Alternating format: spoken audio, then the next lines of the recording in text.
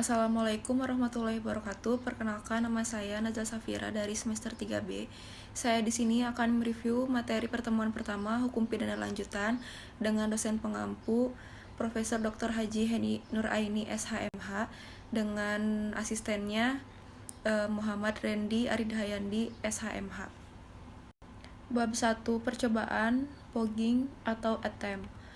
Pengertian dan sifat percobaan. Pengertian atau definisi tentang percobaan tindak pidana tidak diatur dalam KUHP. Tetapi dalam KUHP hanya ada batasan yang menentukan kapan ada percobaan dan menentukan syarat-syarat saja, yaitu seperti diatur dalam pasal 53 dan 54 KUHP. Berdasarkan kedua pasal tersebut, maka yang dapat dikenakan sanksi pidana untuk tindak pidana percobaan adalah hanya untuk tindak pidana yang berupa kejahatan yang diatur dalam buku 2 KUHP saja. Sedangkan untuk pelanggaran yang diatur dalam buku 3 KUHP tidak dapat dikenakan sanksi pidana.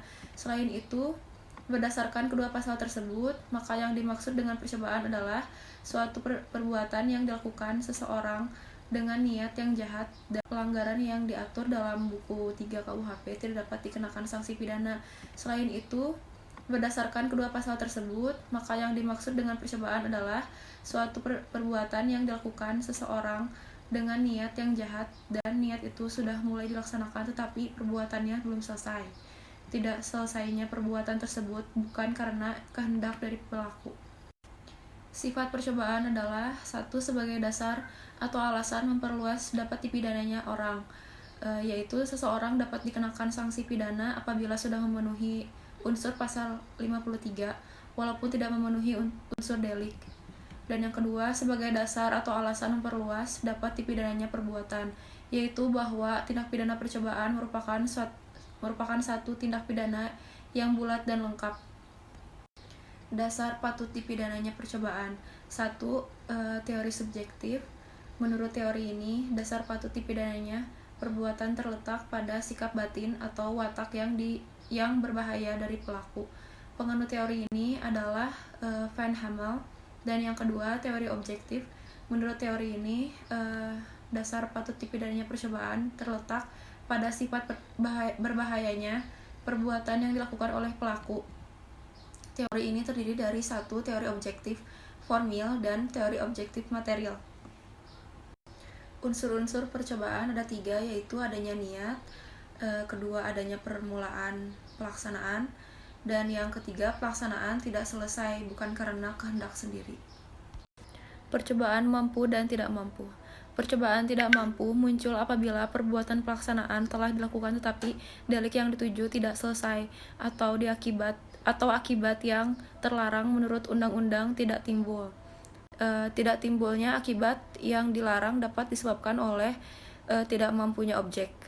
Pemidanaan terhadap percobaan. Percobaan terhadap kejahatan diatur dalam pasal 53 ayat 2 KUHP, yaitu maksimum pidana yang dijatuhkan dikurangi sepertiganya.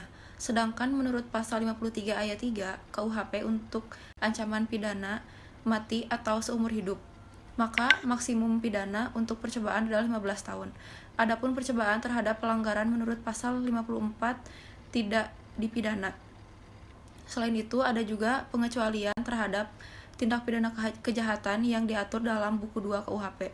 Tetapi tidak dipidana, yaitu apabila melanggar pasal 184, 302, 351 ayat 5 dan 352 ayat 2. Percobaan di luar KUHP diatur dalam KUHP seperti dalam Undang-Undang Nomor 7 1955, Undang-Undang Nomor 22 Tahun 1997 tentang narkotika, Undang-Undang Tindak Pidana Korupsi, dan lain-lain. Terhadap beberapa tindak pidana di luar KUHP ini diserahkan kepada pengaturan undang-undang tersebut sesuai dengan pasal 103 KUHP, tetapi pada umumnya tindak pidana di luar KUHP atau khusus tidak berlaku atau tidak mengenal percobaan dianggap perbuatan selesai. Cukup sekian dari saya. Wassalamualaikum warahmatullahi wabarakatuh.